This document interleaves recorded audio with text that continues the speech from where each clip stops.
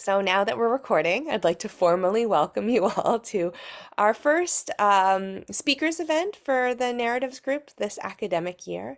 It's exciting to get started this year with so many new members, and I know it's such a busy time of the academic year right now, and so I really am grateful to you for joining us in this conversation. We've allotted an hour for it. It may spill over, but don't hesitate to hop off. Most people's lives are in 1 hour chunks. So we're recording this talk, and you're welcome to follow up on the end of the conversation at a later date if you need to hop off at any time. So our speaker today, pull up your bio, is Anne Murphy, who is an associate professor in the Department of History and chair of Punjabi language, literature, and Sikh studies. She's a cultural historian whose work focuses on the Punjab region of India and with interest in language and literary cultures. Oh, I think I hear something like on. There we go. Perfect. Now it's muted. Back to with interest in language and literary cultures, the history of the Punjabi language in South Asia and beyond, religious community formations in the early modern and modern periods, with special but not exclusive attention to the Sikh tradition, oral history, commemoration, historiography, the history of ideas, and material culture studies. And so the work that she's presenting today is the project Caste in Canada, and it presents the histories and experiences of the Dalit. My I have something close to that. Zealots, zealots. Dalit. Thank you, Canadians. Those deemed quote unquote low caste by those deemed quote unquote high caste in the caste system of South Asia. So I'm going to let you take it from here to present your project. I myself am going to mute and turn off my screen and pin you. Thank you so much for joining us today, Anne. Thank you so much. Oh, sorry, I wasn't on mute earlier. I apologize. So yeah, thank you so much for letting me present this work. And I'm hoping that my co-conspirator in this, Jay Birdi, will also be with us, but I don't think he's here yet. He said he might be able to come on the call. So let's see what happens. And I did have someone.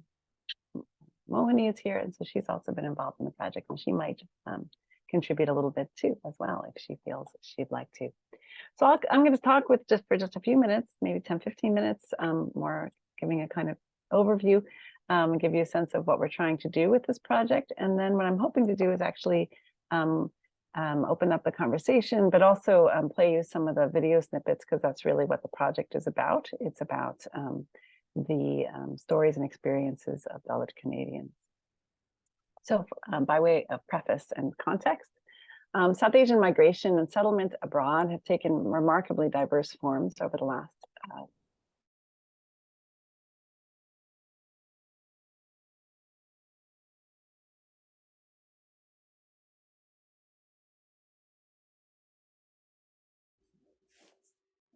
I see Anne has frozen, but maybe that's just on my end. Maybe I have frozen. I can't hear either. Oh no, Anne, I think you've frozen. I don't know what happened. Okay, I'm glad it's not just me. We'll give her a moment. She is frozen. Thank you for that confirmation. You never know whose internet is unstable when these things happen.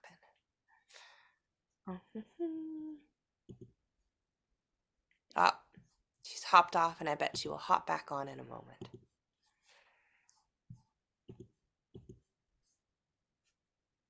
She even tested her sound and everything. It was super stable.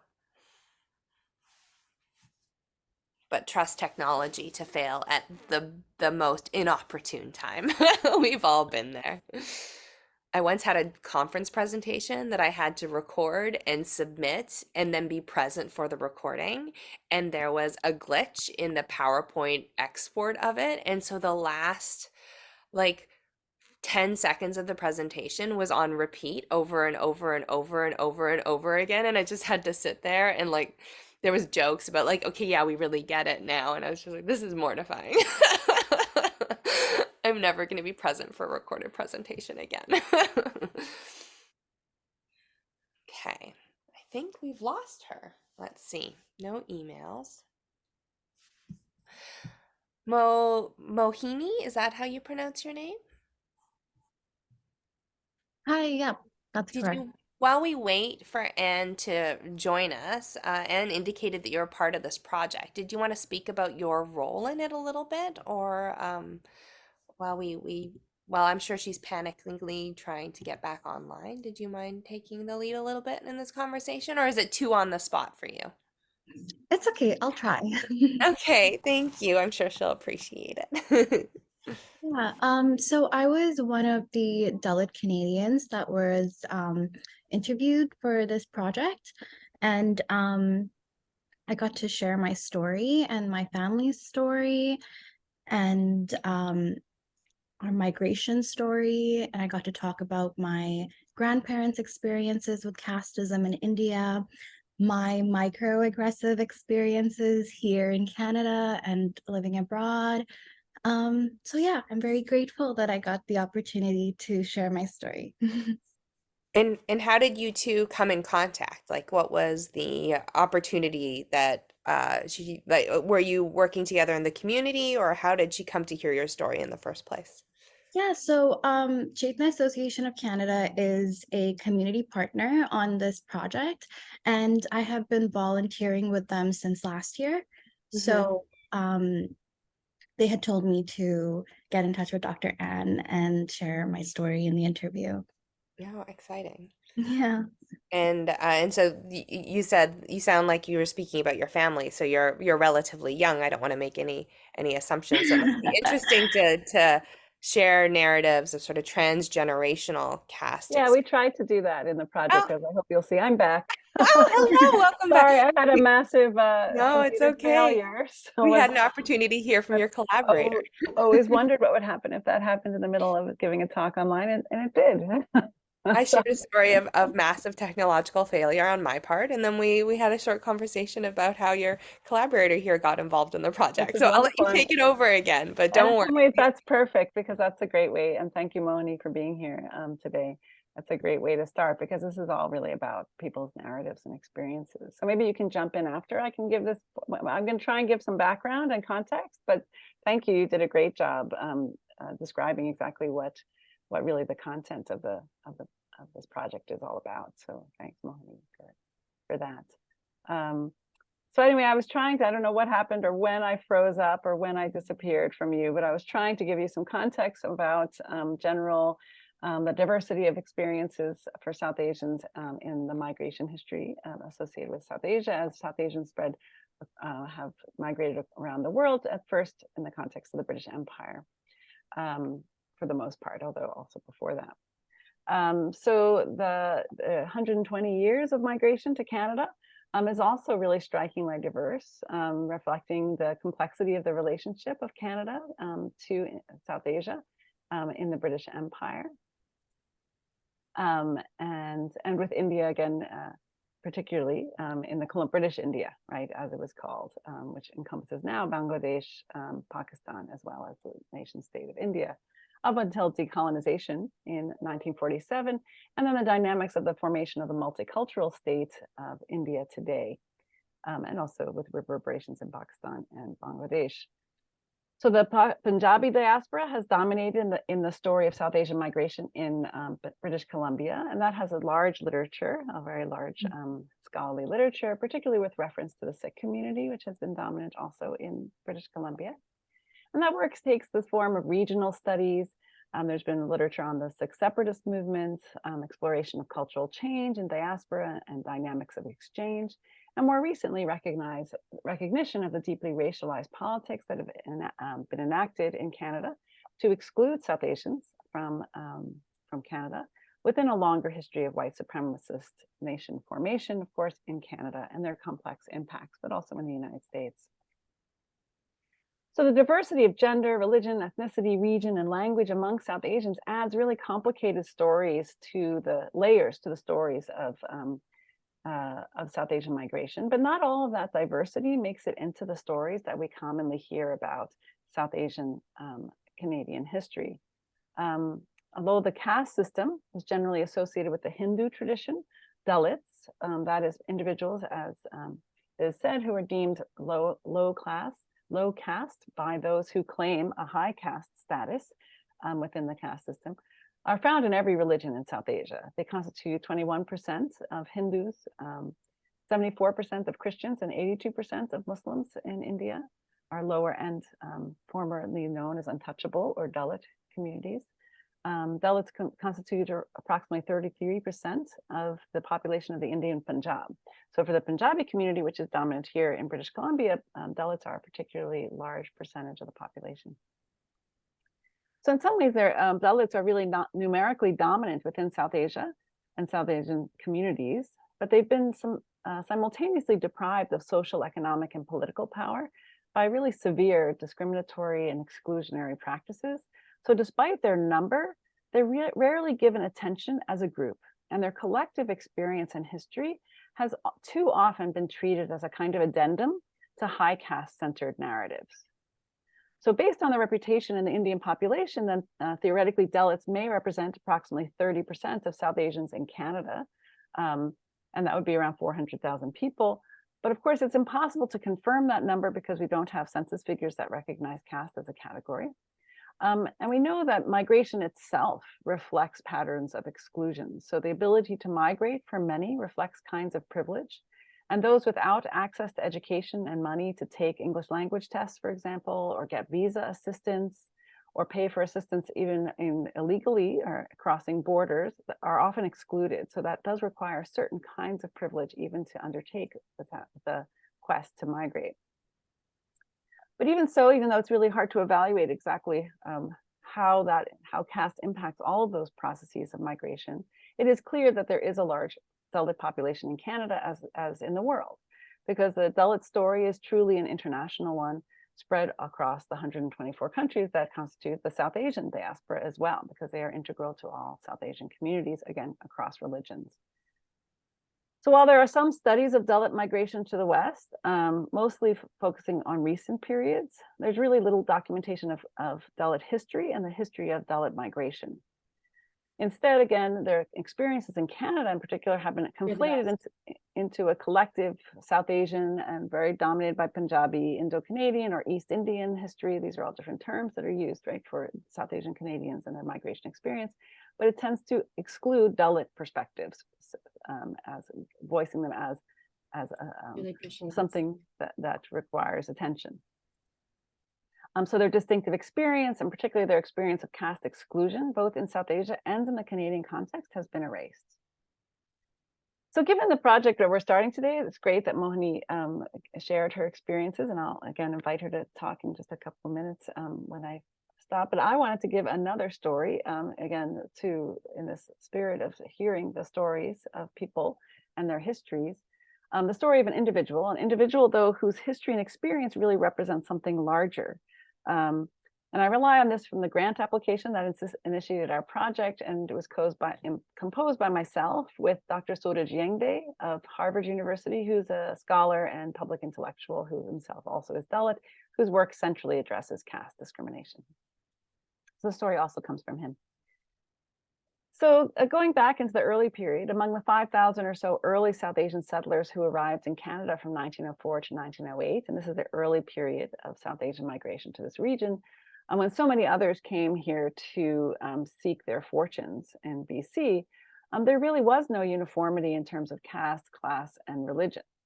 So amongst them was Mr. Mayaram Mohini and Isar Ahir, the first Dalit immigrants that we know of to Canada, arriving in November 1906. So Mohini came from a village outside of Jalandhar, a city in what was then the British India in the Punjab region, and Isar from one outside of Hoshiarpur, also another city in what's known as the Doaba region of the Punjab in British India, which now is in the Indian Punjab.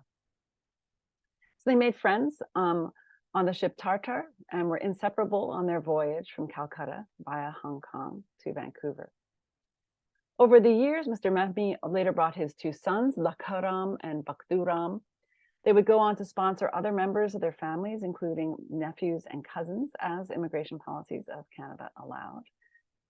The Mohini family would not only support their own families, but also other Dalits that immigrated, as they knew the struggle and challenges that lay ahead for them. So there was, on one side, there was racist white society, but then there was also caste discrimination that was still prevalent within the diaspora, which most did not really expect upon arriving on foreign soil. And that's a theme that comes out in the interviews, right? This sense of disappointment that the shadow of caste persists.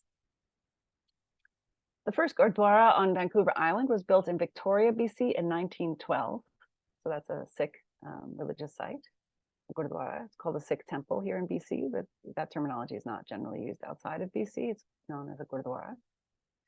The entire South Asian community of Victoria came together for this, and Mayaram Mohini was part of the collective that brought this to fruition, built this first Gurdwara.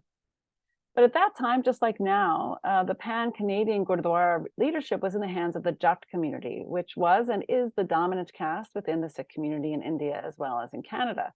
Now, Sikhism as a religious system denies any allegiance to caste and rejects it as a system, and yet there is still caste discrimination within the Sikh community. And so we have this kind of overt rejection of caste hierarchy, and yet its persistence within the community. And we see that across other religions, such as Islam, where caste is not part of a religious system, but it does persist in social context.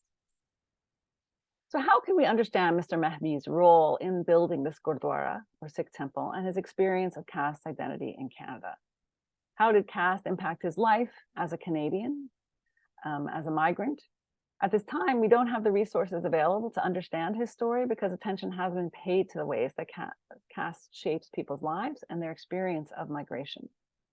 And it's crucial we do that because since we know that Dalit lived realities have been and too often continue to be marked by prejudice and discrimination, we really have a lot of work to do if we really want to understand the experience of people like Mr. Mohini, who played an important part in building this province, but also, again, to understand the patterns of migration, right, and how it's impacted by caste.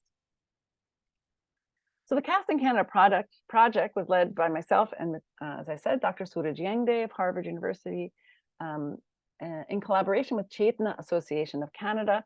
And I was hoping that Birdi, who's the executive director of Chetna, would be able to come, but it doesn't look like he's in our meeting, unfortunately. But Mohini, who is a member of the organization, is here. I'm grateful for her coming today. Thank you. The University of Fraser Valley was also an academic partner. And so the project was inaugurated in order to document individual and community histories and experiences of Dalits within Canada's past and present. It's an oral history project designed to investigate and document the histories of us, people who make history every day in different ways in our communities and in our province and in Canada. And this is one of the special features of oral history as a field and a practice, right? The drive to document, but also to listen. And I think there's really a few places in the world today where the art of listening is practiced. And that's one of the reasons I really love oral history as a scholarly practice.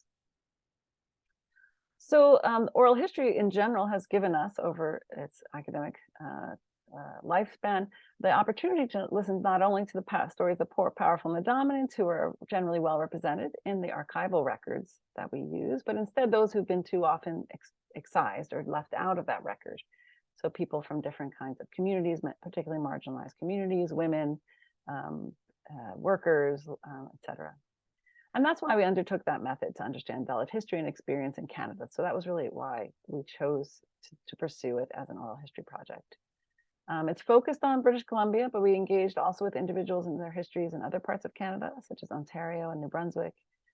We paid special attention to locations where Dalits have established religious, cultural, social, and political organizations, and conducted interviews with members of different organizations. So we, of course, the Chetna Association of Canada, with which Mohini is volunteers and is a part, but also the Ambedkarite International Coordination Society and the Ambedkar International Social Reform Organization. Dr. Ambedkar, who is the leader of the Dalit community and a nationalist leader in the first half of the 20th century, is an inspiration to so many of the people who we interviewed. So that's one theme I think that again goes across the interviews, is the importance of Dr. Ambedkar and his legacy for people who face caste discrimination.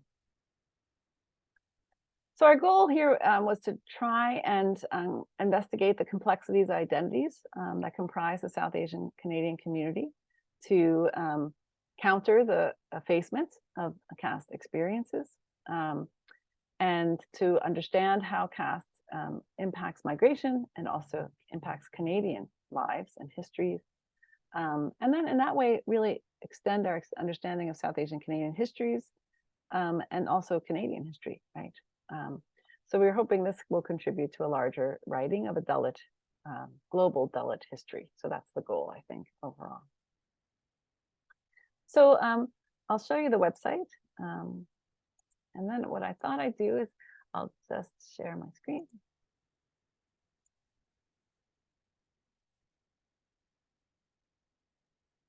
So this is a research blog that has the interviews. This is the Sri Guru Ravidas Sabha in Vancouver, which is a institution, religious institution for followers of Guru Ravidas, who's one of the gurus, he's one of the composers of hymns that are kept in the Sikh scripture, but recognized also as a guru, and for followers, and who generally are from a low caste background, but not exclusively. And so I would like to play some of these. I guess I would like to invite first, though, before playing, to see if Mohini, would you like to add anything to what I've talked about? Try to give some historical context and a sense of what we were trying to do. And I know you already did that, and I missed some of that during my technological disaster. I just wanted to invite you to speak if you'd like, or if not, well, I'd like to play some of these videos for you so we can hear from people and maybe open it up for discussion. I think you spoke really well about everything, so I think we should leave it at that and hear some of the interviews. But I might jump in later on, though. Excellent. Okay, thank you. I appreciate that. Okay, so what I'm going to do then is try, and I hope it works. Let me just, I'm going to reshare and just make sure I did all the clicking. I did. Okay, to make sure that the videos work as they should. So first we'll hear from Mohan Lal, who's passed away. You're sharing your entire desktop, so you might want to just... Yeah, that's not good. That's not very focused, is it? Nobody ever wants to share the entire desktop, because then everybody sees how many tabs we have open. That's always my anxiety. Yes. So here's that better? Okay, great. So I'll just tell you a little bit about each of the people who we're going to hear from today. Mohan Lal Karimpuri was a poet. He passed away actually just a few months after we took this video. So his interviews, I think, are really important in some ways too, also for the family, just as in terms of family history. We interviewed also his daughter, so who we'll hear from in a moment. So he's going to speak more generally about caste. I thought we'd open with something more general and then move into Canadian experiences. So I'm going to press play, and then I'm going to hope that it works well, and that you can hear it. And if you don't, please give a yell.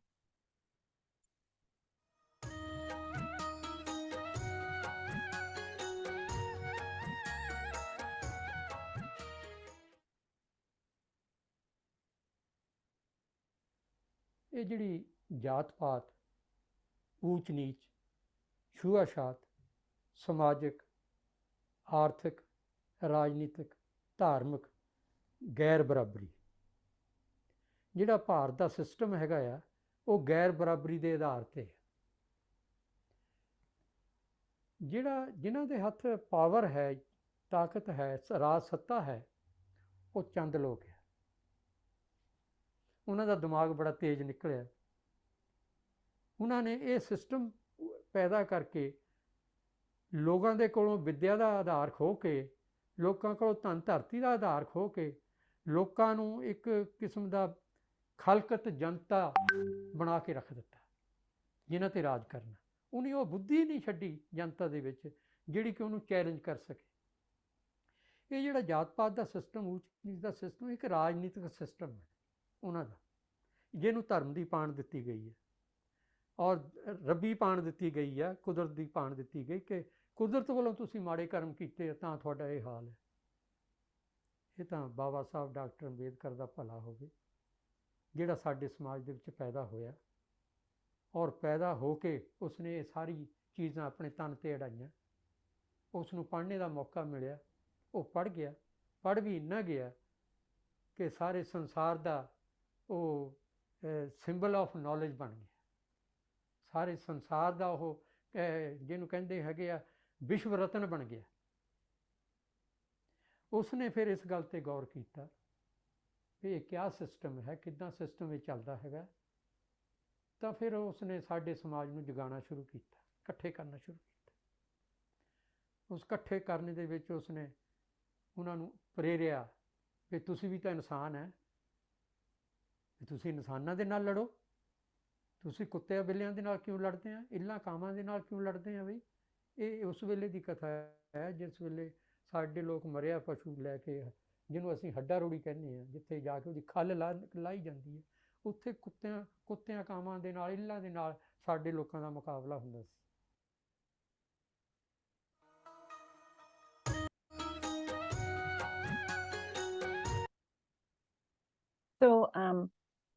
So again, that is a justification for casteism, right? Is the idea that there are some jobs or occupations that are seen as unclean, right? And so, but the thing about caste is that really doesn't matter what you do, right? Because it becomes marked by heredity, right? And so it carried down, regardless of what people do for their jobs, right? So and you can see his reference to Dr. Ambedkar. The image of Buddhism next to him is because Dr. Ambedkar promised that he would not die a Hindu, he said, because he did not accept the casteism of the Hindu system that he was a fierce critic of. And he, before his death, he and many others with him converted to Buddhism. And so Buddhism really, in many ways, is very strongly associated in India today with Dalit activism and Dalit resurgence and resilience. So I'd like to play his daughter. It's his daughter and her partner to think about Dalit women's experiences. So we heard about Dalit experiences more generally from her father, and then we'll hear her speak. And what we did was we did long interviews. And so all the long interviews are available. But on this first page, we also do what we call promos. And these were all edited with the help of one of the students who was working on it, Vipassana, who you'll hear from, I hope, in a moment. And we did these promos that are like around 2 minutes long. And that was just meant, and those we gave subtitles to when the interviews were not in English. So they're around half and half, or maybe a few more in South Asian languages, mostly Punjabi. But we didn't put subtitles on all of them just because we didn't have enough money in the grant to do enough all subtitling for all. But we do these promos where we do put subtitling. And so the promos are meant to give a small sense of some of the themes that emerged in the interview. And we have a few for each of them. And then we have the long interviews also available on the site. So if you go, for example, here, there's a link to a bio of the people who we interviewed, and then their short promotional videos, and then their full interviews. So you can go deeper and deeper if you would like, but you also can get a little bit of a sense of the story from these snippets. And what I really love about the snippets, when you look at all of them together, they tell the story in a way from different voices. So I'd like to play this one as well. So this is Manjeet Vance, who is the daughter of Mohanlal and her partner Surjit.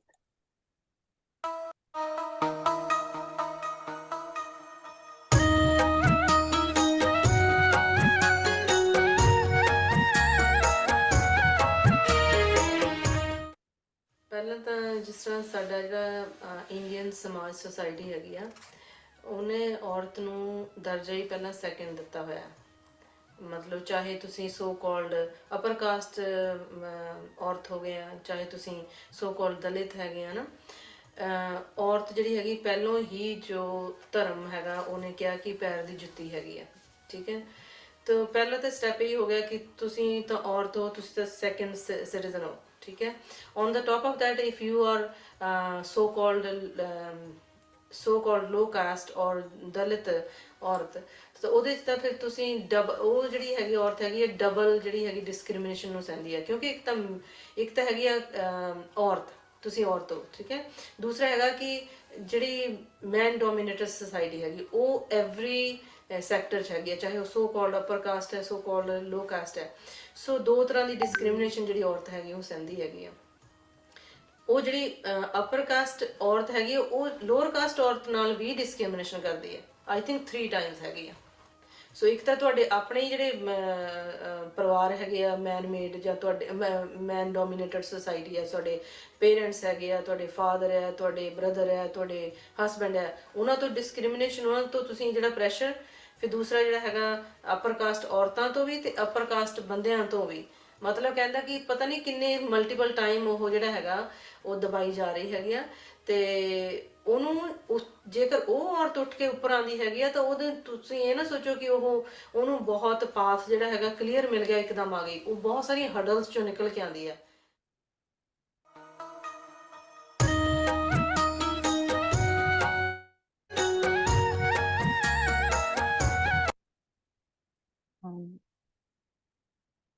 I'm going to play a couple more. I think Jay went to the wrong meeting. Oh, there's Jay. I see you there. I just wanted to welcome you first. I was going to play a couple more, and then I wanted to invite you, Jay, to speak, if that sounds okay with you. That sounds great. Thank you. Just wanted to welcome him. He's the executive director of Chetna Association, and he's been central to this project. He's a leader of this project with myself and with Suda Jangde. Vipassana Nangal is a student and from Alberta. And she also was the editor of most of the videos. There were other students who worked on editing of the videos, but for the most part, it was Vipassana who was our central editor. And she did a great job. And it was wonderful to have her working on it as both an editor and as a narrator. So we'll listen to her story.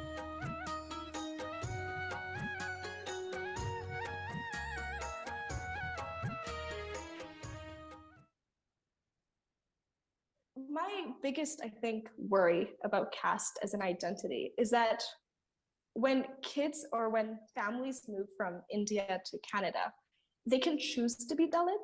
And what I mean by that is they don't have to associate with, for example, like the Guru Ravidas Society, right? Like my parents choose to be an active part of that association. They choose to go there. And in that way, they choose to sort of continue their association with the Dalit community. A huge trend, even within our community, has been, I'm going to move from India to Canada, and I'm just going to shed that part of myself. That's perhaps their way of being liberated. That's their liberation, to no longer actually have to come to terms with what it means to be a Dalit Canadian or to be Dalit in itself. And I guess my biggest worry is in order to resist something, you have to acknowledge it, right? And so if you can't have resistance without having visibility. And when you have like a lot of mass migration, but you have a portion of those individuals or families simply saying, we're just not going to associate with it, that's, I think, the worst case scenario, because if something isn't going to be present, then you can't deal with it.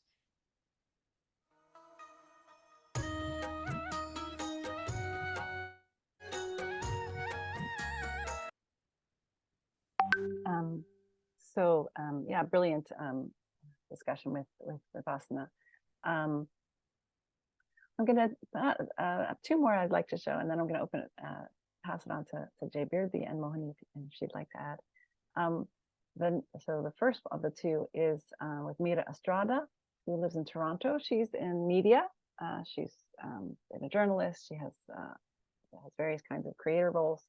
And I think her experience as someone who was brought up not aware of her caste background, and then was told in her kind of later childhood about it, but her family was hiding it. So, and so she, in her, again, very powerful interview, talks about this process that she went through to kind of come to terms with going public, right?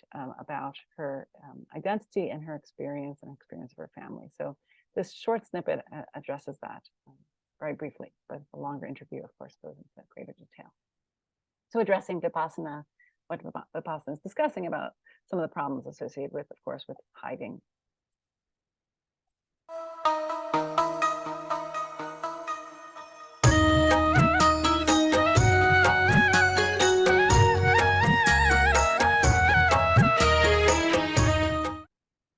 When I had that breaking point of I need to speak about this openly, keep in mind, none of my friends to this point I've said anything. I had my second child. I was 38 years old, and a really good girlfriend of mine who I had been friends with for 20 years. I knew she had just recently gone to India at that time when surrogacy, overseas surrogacy, was an option. And I had read somewhere, because I was a journalist at this point, about lower caste surrogates being paid almost $2,000 less than a dominant caste surrogate. And, I have this very curious mind. I wanted to know about it. And she had just gone through the process. So I was very interested in knowing. And I asked her, and I remember my mom came with me to her house. I had my baby with me. Her babies were there and her mother was there. And it was this like lovely sit down with my girlfriend. And we were sitting at the kitchen table. And I said, is this true? I read this about the surrogates in India. And she's so matter-of-factly, she's like, yeah, of course. She said, I would never get a lower caste surrogate. I wouldn't want my kid to be stupid. And as soon as she said that, my eyes welled with tears. I knew my mom, who was sitting just a few meters away, she heard it and she saw me and she just sort of looked at me like, don't say anything at this moment. But I told my mom we need to go home. And the second we got into the car, I burst into tears. I said, Mom, I can't do this. I don't know who my own friends are. And now I have a little daughter here, and I will not have her go through that, because there are parents like my friend who are going to teach their kids this exact thing, and the cycle's not going to end. And it's the first time my mom said, you know what, Mira? You do it. You say whatever you need to say, and you tell people. And I think because she felt it too with my little daughter there. It's like, we are not doing this. We're not doing this again. And so it was that was the breaking point. I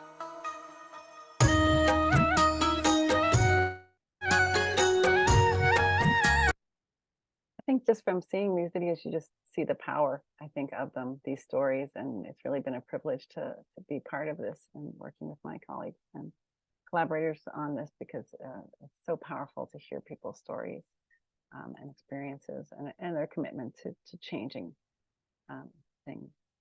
I'm going to end with one last interview before passing it on with Kamaljeet, who is a student here in Vancouver from India, so recently migrated. We'll end with that.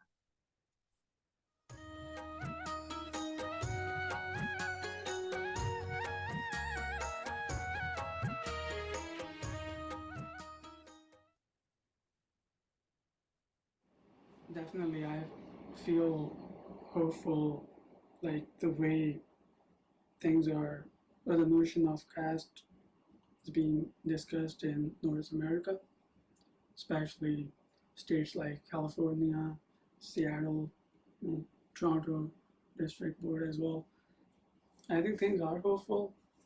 We just gotta collect more and more stories, and people, if they are willing, they should come and talk about it. And otherwise, it's just gonna be, if we do not reclaim our identity, they will color us the way they want. They will put everybody into Indian fold, and then this is what it is. So it's good.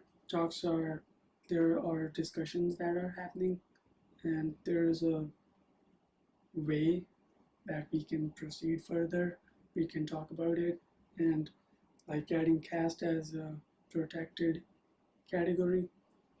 And I wish like there are more schools, colleges, and universities who could talk about caste. I'm sure there are so many people who are studying there belong to Dalit background, and they have to face this, if not routinely basis, but very often. It's like when people come to Canada, they bring all that rituals and family traditions and with them, there's not a filter sort of thing at the Canadian borders that you can filter just the good things and keep the bad things away, the adversity. And so the caste, whoever is coming like from India, they will, the narrative of caste, or it's gonna be part of their identity. It will be coming along with them, and we have more discourses on this. Yeah. And people who ask about my last name and surname, just want to say we can disagree and still love each other unless your disagreement is rooted in denial of my humanity and right to exist. James Baldwin. That's a very powerful quote.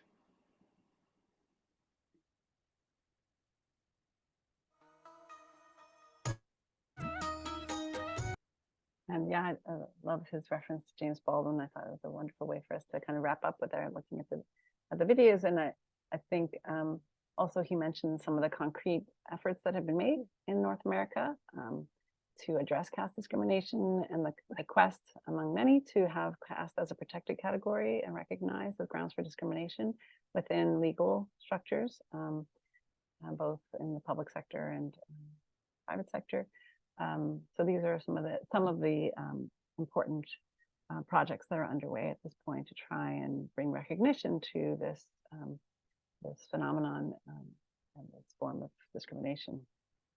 So Jay, I'd like to open it up to you if you'd like to say anything to the group.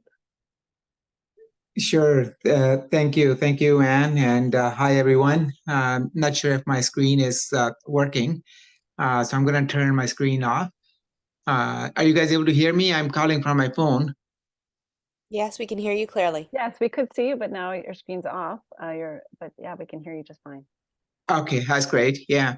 No, thank you, Anne, and thank you everyone for having this session and inviting me. And thank you, Mohini, for also joining us.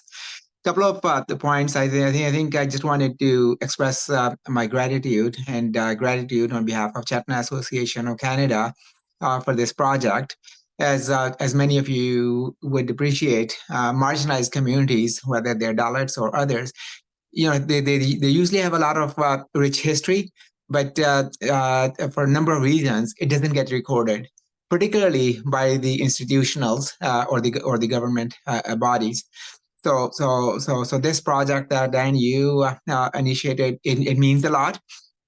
It helps in terms of validating, who the community is and the struggles they have had over thousands of years, as well as some of the struggles that they're having. I won't go into a lot of details or because some of the issues that are that are of interest to me, they have already been touched on and discussed. But what I will say is that this project will give us the stimuli and stimulate our efforts even more effectively. And by that, what I mean is our focus has been on enhancing awareness. Chetna generally means awareness. And we've been doing that by hosting Dr. Ambedkar Memorial Lecture sessions in partnership with Anne and some of other universities and colleagues. We hosted international symposium where we were able to bring quite a few scholars and students and community people together. And now Kamal talked about some of the legal means which are still needed. And in the local lands, we're pleased that City of Burnaby passed a motion in April of this year, considering the caste-based oppression, and so they're updating their policy framework. City of Brampton, they had also done the same, and Toronto District School Board, they have also looked at this issue and passed a motion for Ontario Human Rights Commission to look at that. And in BC, we are in conversations with the Attorney General's the ministry, and we're influencing them to support some of our efforts, of education and awareness, but also think about introducing some of the motions. So this is a battle which will carry on for a few more decades. I'm sure, because inequities don't get addressed overnight. But the projects such as these, they go a long way. So I want to, on behalf of Chetna Association of Canada, our group really wanted to express our gratitude to you, Anne, as well as to the Center for Migration Studies, for supporting some of our efforts, and as well as our other partners. Thanks so much, Jane. And with this, and also thanks SSHRC, because this was funded through a partnership engage grant from SSHRC. So impossible to do it without them. And that enabled us to hire students to do the editing and get their input as well. Because as the editors, they have a lot of editorial control. So it was wonderful having students bringing their voice to the voices that we were collecting.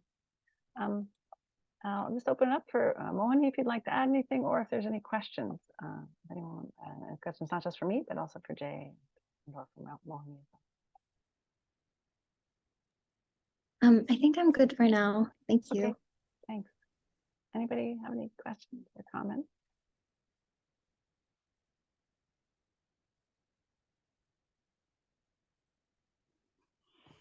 I just wanted to reiterate how, so I reviewed some of those articles that you wrote, and how different it is to hear these stories. And sometimes I work so much in narrative, but sometimes I forget how powerful individual stories are.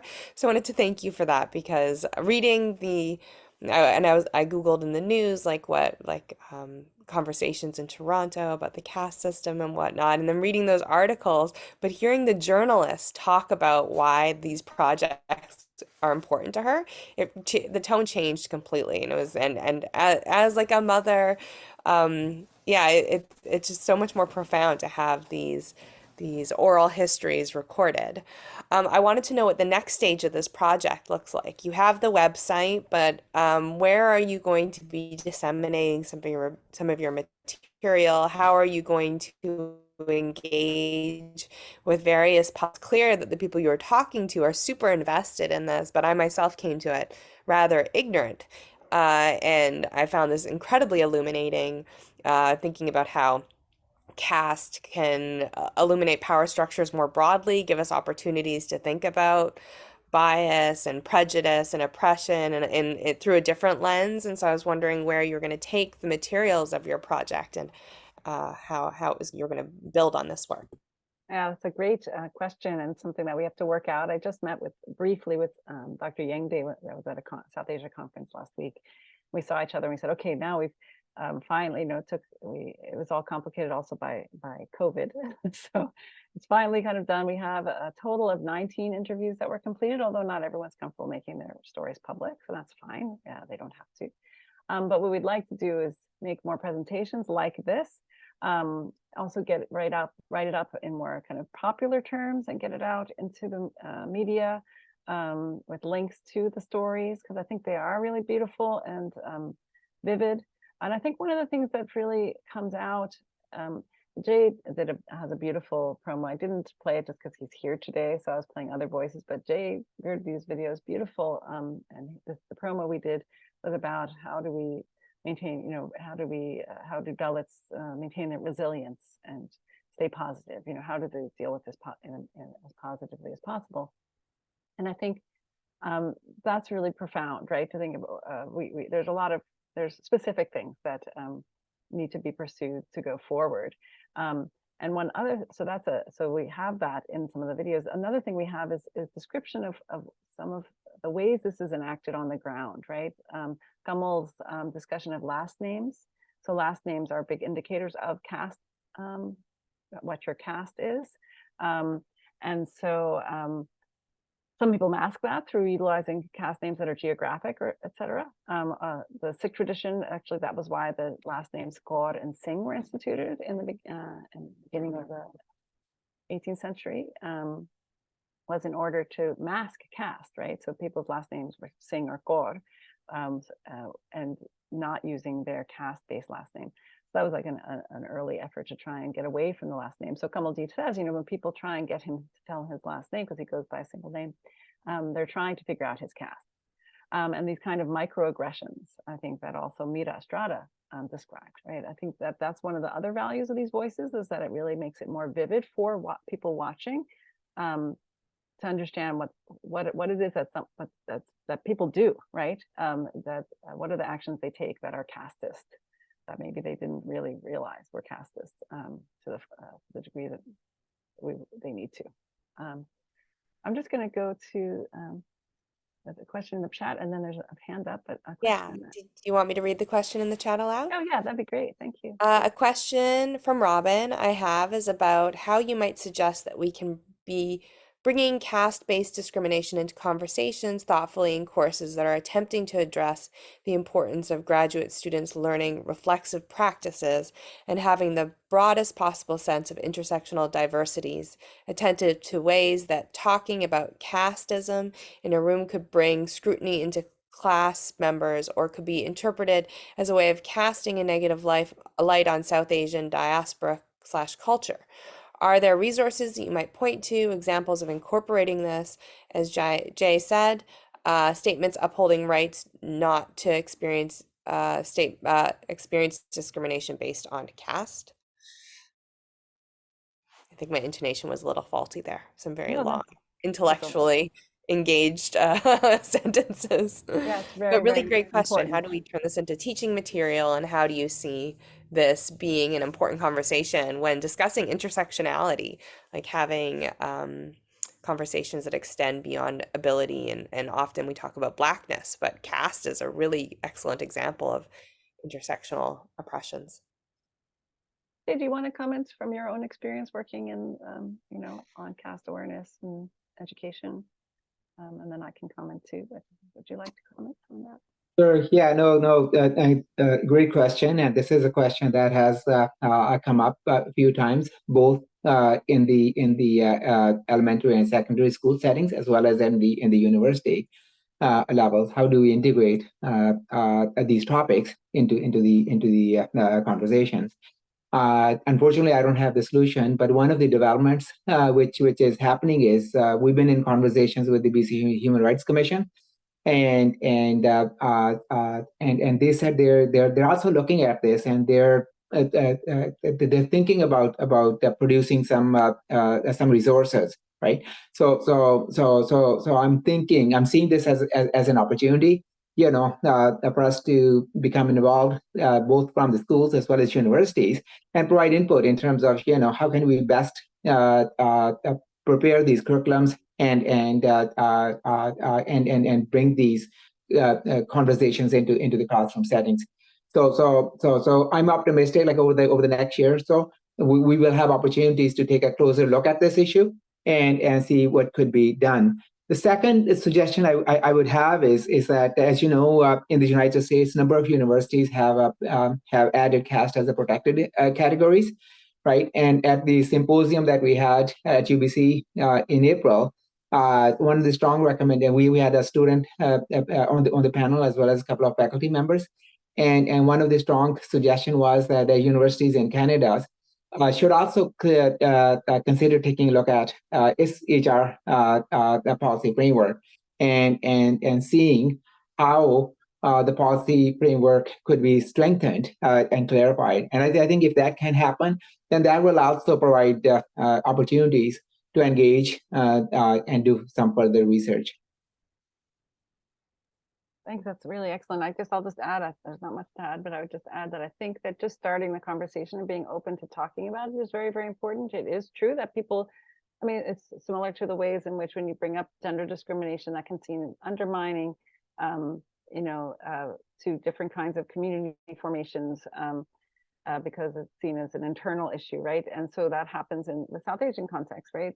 That it's seen as being, you're saying something negative about South Asian culture when you talk about caste, and that's certainly a discourse that is out there and on the table that people mobilize. But I think it's important to just keep it in the conversation, and it's very important. I often, when I talk about it, make analogies about race. That all of us need to talk about race. I'm white. I need to talk about race. We all need to talk about race.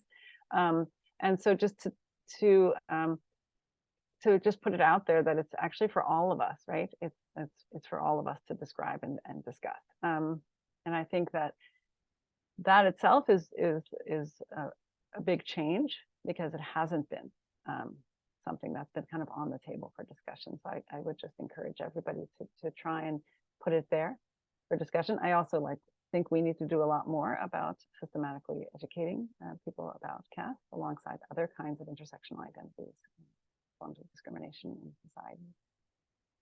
So that's our quest to work towards that goal. There's two questions, Kirti and Suan.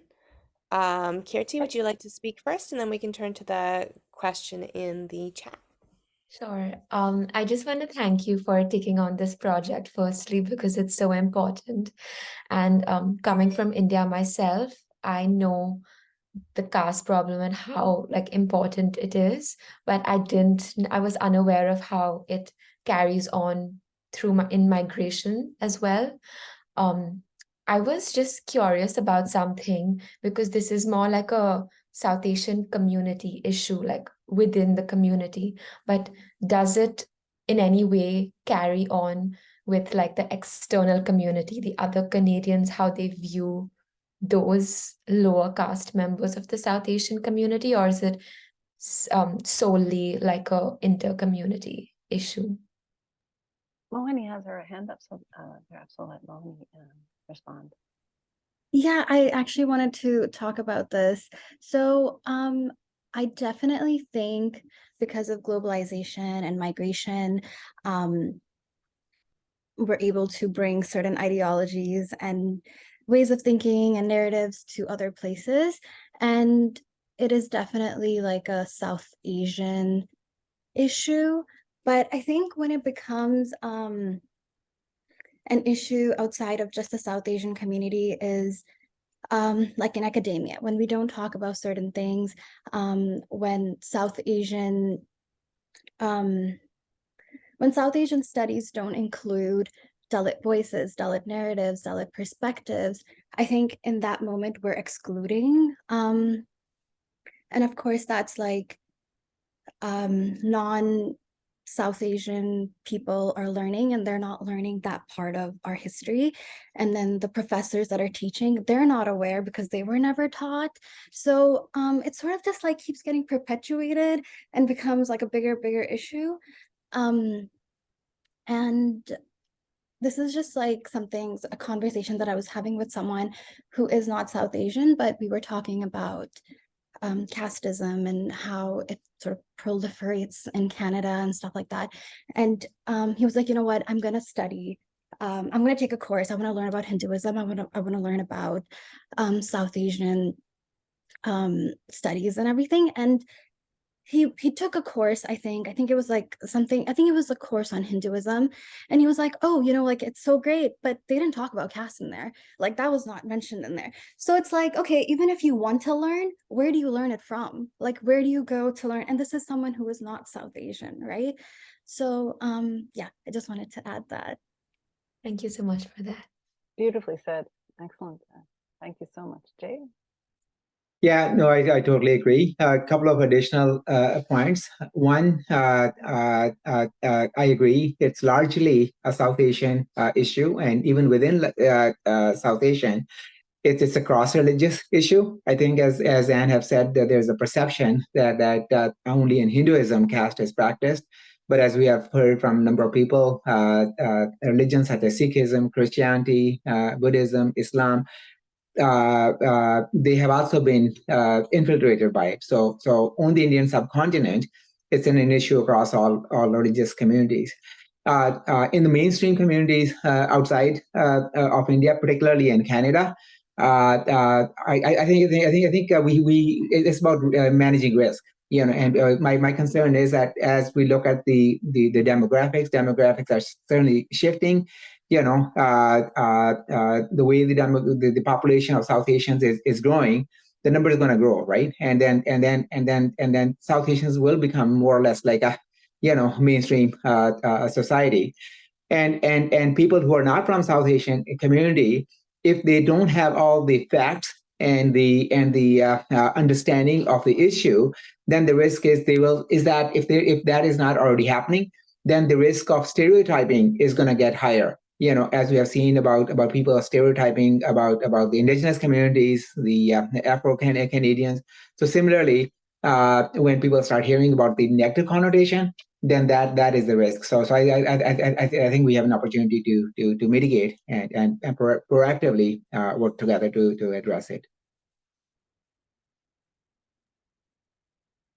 Yeah, it's an excellent point. And so I don't think I need to say any more. I think everything has been beautifully addressed, and I think these dangers are there, and there is a huge education that we need to bring into the study of South Asia as a field more broadly. I'll bring up an example from teaching. For me, my teaching has been transformed. I was not taught this material in graduate school, although I did go to my PhD was at a place where there were people, scholar Nick Dirks, who was very aware, who was very, very invested in understanding caste. So that's really where it started for me, was at the PhD level, being an environment where there was critical engagement with caste. Before that, there was really none. And we need to bring it into all of our teaching. Some of the assumptions around gender transformations in the colonial period, for example, really reflect upper caste women's experiences, for the right to work outside the home, for example, or right to,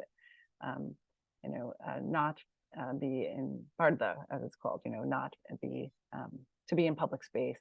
But, women at the same time were working in the mills that were being established, in the cloth factories, et cetera, in industrial contexts in South Asia, because they were poor, right? And they were from diverse caste backgrounds, but overwhelmingly large communities of lower caste people who are deemed lower caste, right? So, or Dalit.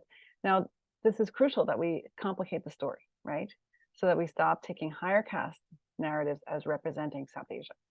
And that's a big problem that we have in some of the interviews. That's a big criticism that people bring, that some of the Indian culture we see celebrated in Canada is very casteist, right? It reflects one caste community's experience of Indian celebrations and Indian culture, and that there needs to be greater attention to diverse communities within South Asia. So again, those are just some ways in which we see that reverberate here in Canada. I think that connects with our last question. It feels like you answered Sue-Ann's question about like generational experiences of the caste system. I think that was touched upon in a few of the contributions we just had, and she unfortunately had to leave. But we have one more question about this very thing, that the prevalence of certain higher castes within culture and the problem of caste pride. And whether or not outreach to the just how do I say your name? Justage? Stage? Justage I guess was commenting on how or I was asking what can we do to reach out to the Sikh Jats in particular to talk about where caste pride is in this hierarchy, how it's grounded in a hierarchical understanding of caste, and so this element of pride is toxic for members of lower castes. Yeah, I'll open up first, of course, to Jay and Mohini, and then I can comment if some of what I'm aware of. But do you want to address that, or else I can go first? I just want to say like how I kind of relate to this, because I'm not Sikh, but I was raised as a Hindu. My family members are Hindu, and when I started to learn more about caste and Hinduism and everything, I started to reject certain holidays. Like I don't celebrate Dashera and Diwali, and these are like are really big celebrations because they're kind of like Christmas. Diwali is like Christmas for Hindu people. And I started to not engage in these celebrations because I felt like in my soul it didn't feel right for me to participate in something that is rooted in like they talk about light over darkness, goodness over evil, and purity over pollution. And technically, evil is asuras, which were outcasts, and then pollution is Dalit people, right? They're considered polluted. So I started to reject these holidays and these celebrations, also because so many people in India that are that come from like rural places, they do get discriminated during these holidays. They're not allowed to enter temples. They're not allowed to partake in these celebrations. So for me, it just doesn't feel right.